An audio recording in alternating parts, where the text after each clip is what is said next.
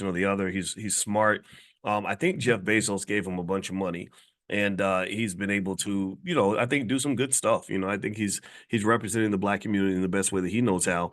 And I saw him on an interview, with some guys that I respect over in Earn Your Leisure, and they were talking about uh, politics and Black economics. And of course, my ears go up. I don't care about a lot of the other stuff, the silly stuff. I care about what's the next move for us. What's going to really work for us? What's going to get us over the hump, into the winner's circle? What's going to allow us to have opportunities to create them and to build on them and things like that. That's where I pay attention. Everything else is, to me, a waste of time. And so anyway, I saw Van doing this interview, and he was talking about basically how to get corporations to offer more resources to the Black community. Kind of basically how to get corporations to sort of do what they're supposed to do. We know that there's a long history when it comes to things like reparations and all that, where I'm fully convinced that we're owed money. There's no question about us being owed money. At this point, we're kind of in a position when it comes to economics and reparations. We're in a position of being bill collectors that have no collection authority, right?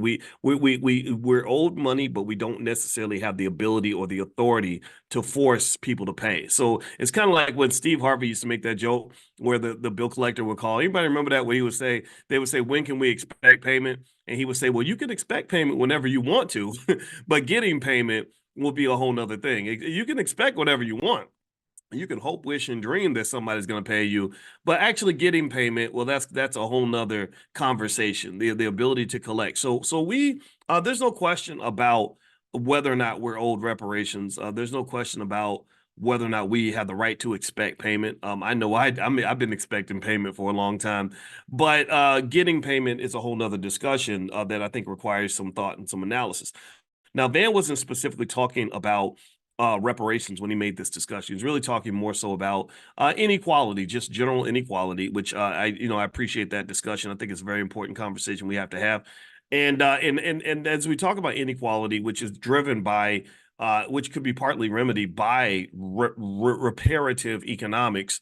And also that's something that that's pretty much been left unaddressed. I'm gonna ask you all just a simple question to start the day. To heighten our economic elevation and our financial consciousness, I like to ask simple questions. So the simple question I want to ask you is this: how many of you agree? Give me a yes in the chat if you agree that Black people are owed reparations. Let me know if you agree that we're owed, at least in the trillions, maybe 14 trillion or so. That's the number that's been given out for all of the wealth that's been stolen from us, not just the wealth, but also just the horrible things that have been done to us, the mass incarceration, the Jim Crow eras, the black codes, the rape, the castrations, the murders, all the terrible things that happen.